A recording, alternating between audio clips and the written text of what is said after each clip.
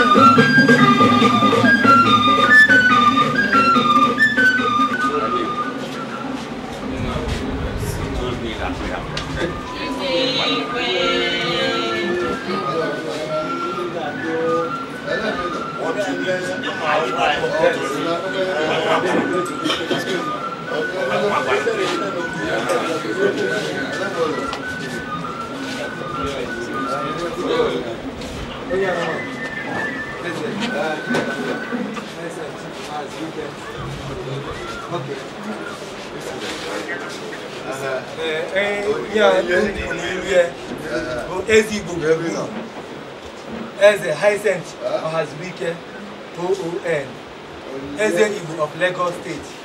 Nna Igbo ụmụaka gị eze Igbo and the president ndị eze niile ma ị nọ na Nigeria ma ị na abroad, one of the national president ndị eze.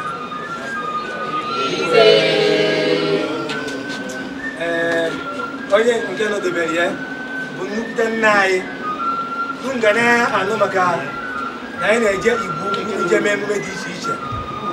Ebe nwere National Yam House na Igbo Agụata Local Government, Anambra State.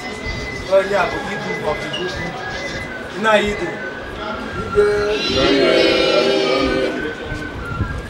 onye nke na-esote ya bụ nna anyị eze Pampas, eze Igbo Niger State.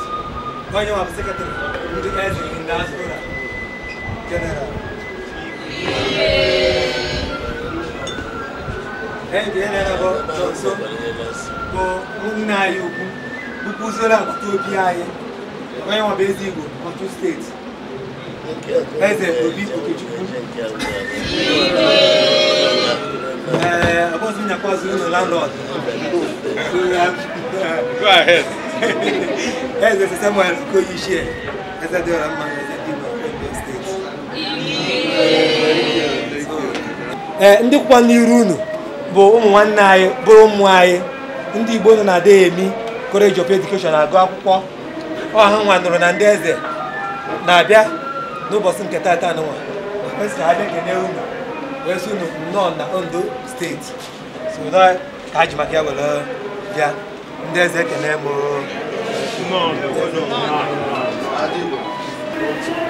afọ m bụ Maazị Chidebere Victor Ụzọ abụ m onye Enugu steeti onye Imo steeti na Nkwere local government to be precise na Ụmụeke. Abụ m agụ akwụkwọ na Ndi Igbo College of Education na nke agụba akwụkwọ oyibo ga na-akpọ English Education. Anọ m na part 4 about to graduate. So ọkwana site n'ikike ka enyere m ana m achịkọta ụmụ Igbo nọ na Ndi Igbo College of Education. So mụnwa na ndị kpọrọ m bịa bụ ọbụladị nna anyị Chief Ọzọnweke onye si ka anyị bịa hụ ndị eze bịara n'ebe a taa. Obi dị m ụtọ, so eji m aṅụrị na-anabata unu. A sị m ụkwụ ọbụla unu ji ụkwụ ọma unu ji bịakwa unu ga-ejikwa ala n'afọ.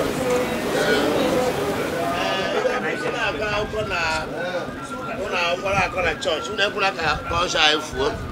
Onye nje ajọ m ka mma ma ịghọtakwara ihe anyị kpa maka a na-akpa ya n'ime chọọchị nọ ihe bata nke ọchọ ka ị ga-eji kpara ihe a. That's why I asked the question. None.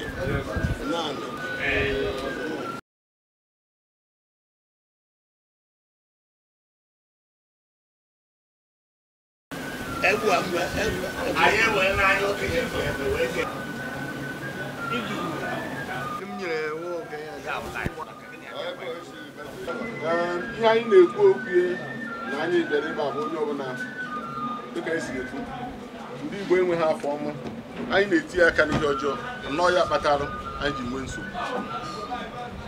Chineke kele anyị ike anyị ka ndị mba ọzọ n'ụwa niile. O nyere anyị ihe a na-akpọ human capital, nye anyị material capital, beta anyị tinye aka n'ihe ọjọọ nke niile ha kpana ha. Onye mara ihe ọ na-eme adọghị mma ya usepụ aka ya. Ị na-azụ ahịa adọghị mma wepụ aka na ya. Ị na-egbu mmadụ itinye n'aka n'igbu mmadụ ọ bụghị ihe ọma.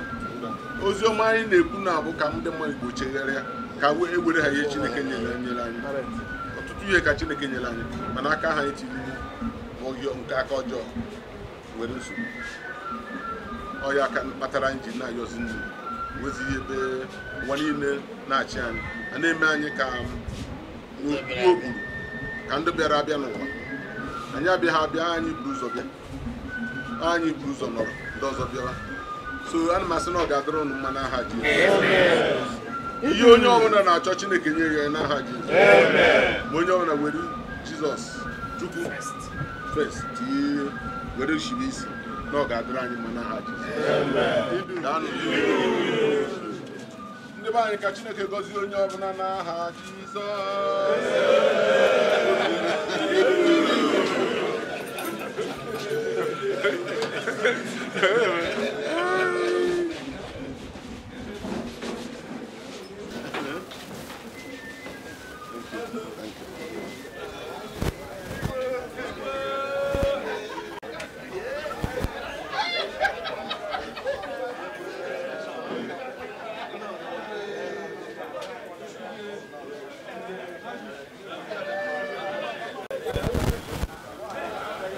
Ka Igwe SI Okoye Ichie eze ndị Igbo n'Ondo nabatasịrị ha hazusie ike n'ụbọchị a akara aka bụ ụbọchị ndị ọdịnala ndị Igbo bi n'Ondo ruru.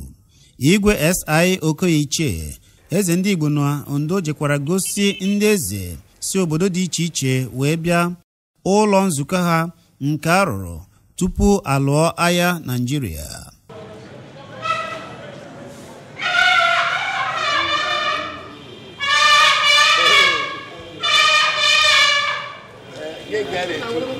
Hello.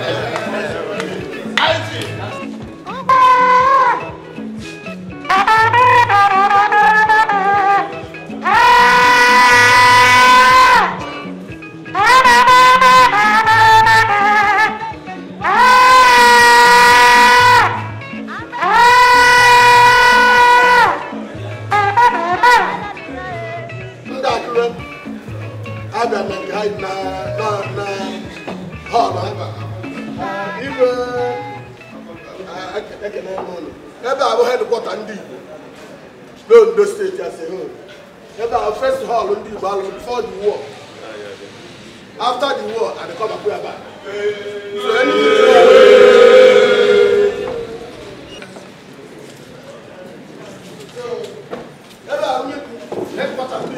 before the war, Ndi Igbo come back here. Since that, Igbo na meeting about. We do it. When you follow the invitation I lead during now. I know government. If provide revenue, Igbo Hall and the Civic Center. Okay, we can call because none didn't and don't go to Gaka. So didn't I value when you lady to go, but Igwe Ochola Wood. So before you has to run the Pocono in the Ondo State. First of all, the Bogota City Igbo. Across the Niger, Ondo State. So let's go to them man. So Yawaka, as a card and a hall ever. Gone photo load to Pebe, but I'm not doing to buy a Niger Bobna. And as I never at the time, in Kabaji, in Kendakra, my Ondo State, with the Ondo State, your Hanesi, through the President General and the Executive, but Ajin Care. No, Igbo no state. Because I am ready to know so now no what that with your chinka to get where solo logic. So now I don't come Igbo is another target first. Now can do to I am to go maybe also Igbo Mbume or Wanina, President General Mohamed Ndeze diaspora worldwide. I know touch as the Oji, my museum in which you were, Madam. I not buy Madam Oji Ogada. Thank you. You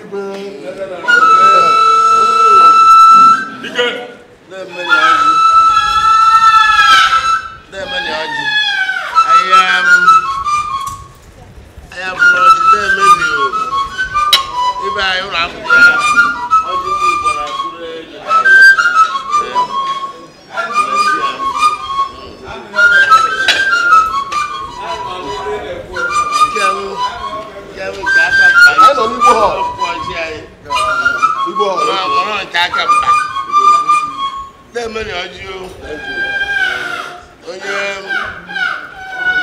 I am okay. I ask I want your Jawa.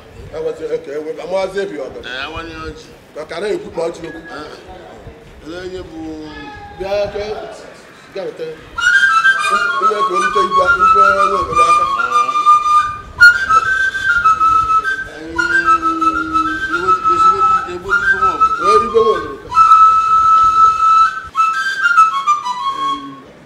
Chineke anyị na-achụkwu adị ndị debele. Eje nke a na-akpọgbo na-abọzi ugboro isii. Onye nwe anyị na Chineke anyị onye mmadụ eme maka ịbụ. Arize ihe ụbọchị a Jehova. N'ihi mere ụbọchị ọ dị mma. Ọkọka ka ịbụ akwapụ ọza. Akawajiri igwe eje ọ nata ihe ụzọ gara aga na-agba ahịa. Onye igwe ọgụ ọ na-amị mmeri. Onye igbere azụ egwu ara atụ ya. Ebe tụrụ aka ga ga-eru ụlọ. Oto duru n'aha Jizọs. Ụkwụ maka ụlọ ibe ebe ụkwụ maka ụlọ ga-eji wee na. Adịghị onye nwaanyị ka o mere ibe wee dị ndụ kwuru ụbọchị taa. Ike bụ n'ike nke onye nwaanyị. Anyị na-ayọ ya na anyị ji ojigide mmadụ gbawara ya dịka Chineke. Ka anyị tata ya tata ịfụnanya tata ebe eteta ọganihu tata ndụ na-arụ isi ike. ka onye nwe anyị nara amamihe nke anyị ma mee ka ọ karịa ka anyị ma ya site na Kraịst onye nwe anyị.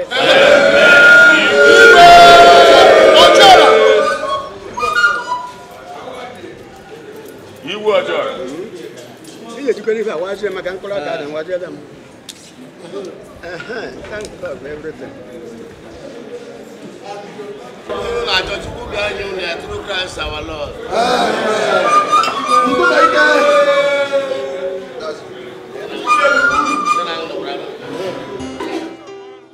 Ụmụ Naịjirịa unu kwere na ihe dị mma dị mma, anyị kwere ekwe.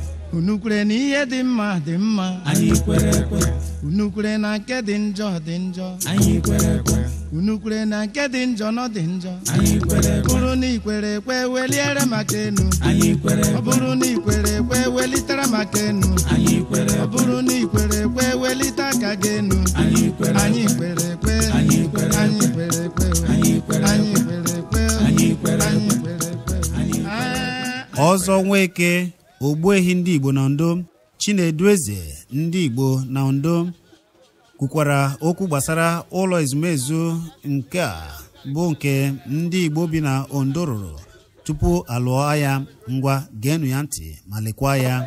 Ife anyị na-eme tata ma bụ Igbo Cultural Day, maka na obodo ọbụla ejere Igbo na obodo ọbụla den ndị Igbo wepụta ụbọchị tata ma azụ ụbọchị pụrụ iche. Ha ejiwe gosi ndị ụwa niile nọ na Ondo steeti ka Igbo si eme omenala nke fa. That is our primary aim.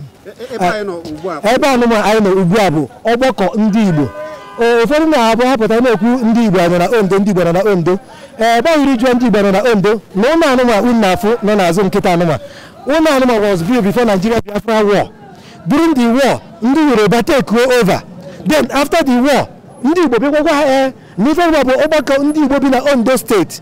Na onye ọbụla bụ onye Igbo nọ na Ondo steeti na-eme mitin ebe a abụghị ezigbote onye Igbo. Ebe anụma bụ na Igbo Hall Akure. That is ebe a bụ nọmba 3 Bogi Street Akure, Ondo steeti. Ebe anụma ka Igbo niile nọ na Ondo steeti ji wee mere gịnị obi ha. Onye ọbụla bụ onye Igbo sinye nwere ebe ọzọ nwere eme mitin na local government ọbụla nyere local gọọmenti iwu ndị ọbụla ya alụ hall ejiwe ma na ndị Igbo na local gọọmenti ahụ like Ondo West alụgo hall ha, other areas na alụ hall ha, mana steeti as a state bụ ebe a bụ gịnị isi obodo. Yes, oge anọrọ anya because mmekọ unu na ndị obodo Yoruba kachasị onye na-achị ugbu a n'obodo.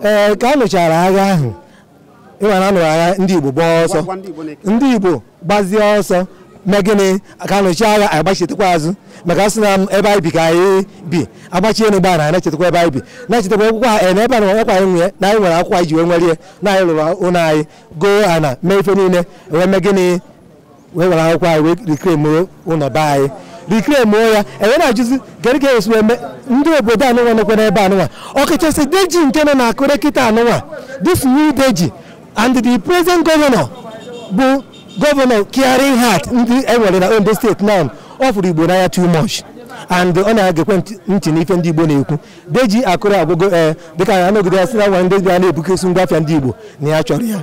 Onye Igbo ọbụla fụrụ ana ebe ọbụla goro a na-arụ ọrụ nọ onwe nyere nsogbu ya bịa kpọọ ya maka oge ụfọdụ na-abụ onye Igbo go ana na Akure asị igochie ana asị na ndị ọba wetara ọmụ tụchie ihe anaghị 3 million na a portion of land igoro ma this new Deji si no more na onye Igbo ọbụla na-achọ ka ndị Igbo bịa develop obefa.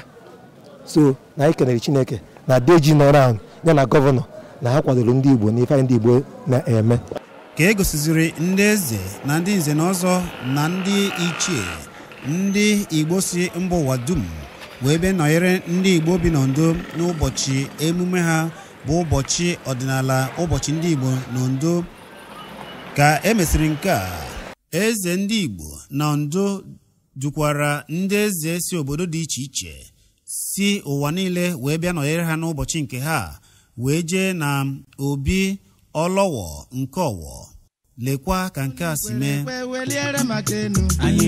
bụrụ na ikwere ekwe welitere maka enu, ọ bụrụ na ikwere ekwe welite aka gị enu, anyị kwere ekwe, anyị kwere ekwe, anyị kwere ekwe, anyị kwere ekwe, anyị kwere ekwe, anyị kwere ekwe na ọ ga-adịrị anyị mma. obodo kwenu ya ụmụ Naịjirịa kwenu ya ọ ga-adịrị anyị mma anyị kwere ekwe nyagaba anyị na onye kwechi ekwe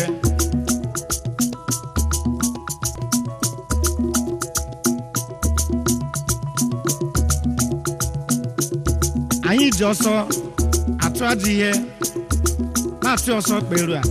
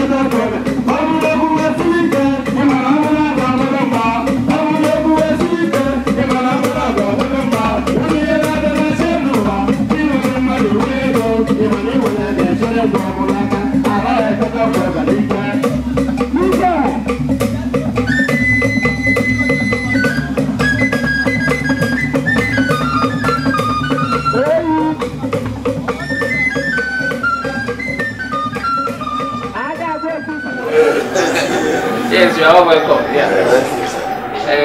The little I've done, you know that I've been close to the former Vice President of Nigeria, Dr. Alex Ekweme, was my boss during the second report. I was counsel to the and you can see his photograph somewhere around there. So I welcome you all to this palace. And I was very happy when they told me that you were coming. I traveled, so before I came, the papers have been here. And if I had sufficient knowledge of it, I knew what I would have done to make sure that you are well received here. We have brought some traditional bands and everything to receive you, because I know what so please, I apologize that I didn't do that in this occasion. So I welcome you all. And I think the Igbos have been doing well in this state. They have been living peacefully, especially in my towns here. And they've been helping us in commerce and some other things. So we respect them and we treat them as our sons too here. So I thank you all for this, that we have this peaceful coexistence. And hope that you too will do the same to Yoruba people who are also with you there, so that we can all live peacefully. Where I will seize the opportunity this time also to appeal to everybody to be peaceful now that election is coming again. These are the periods that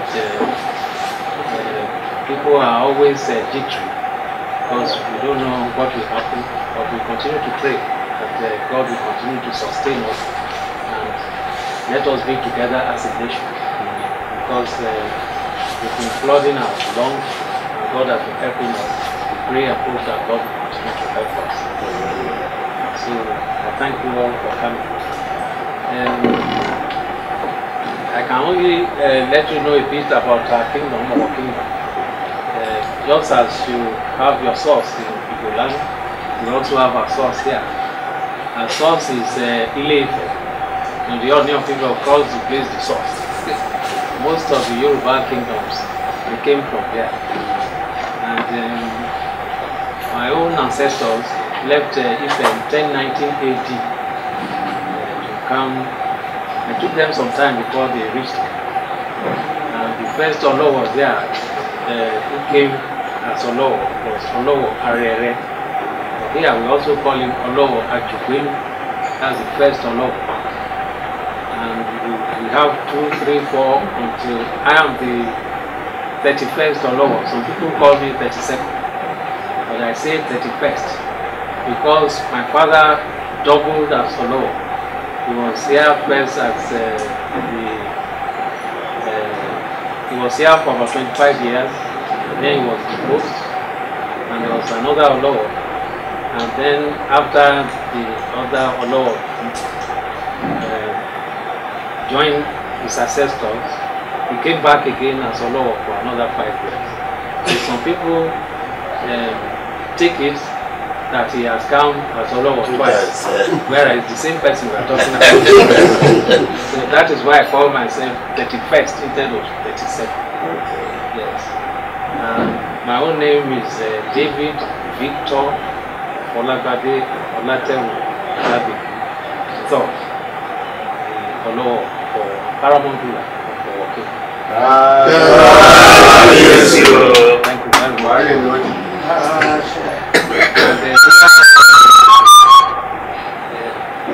Most of us there are farmers, and we have a lot of schools, and if you look around, there are also a lot of banks now. In recent time we have several banks.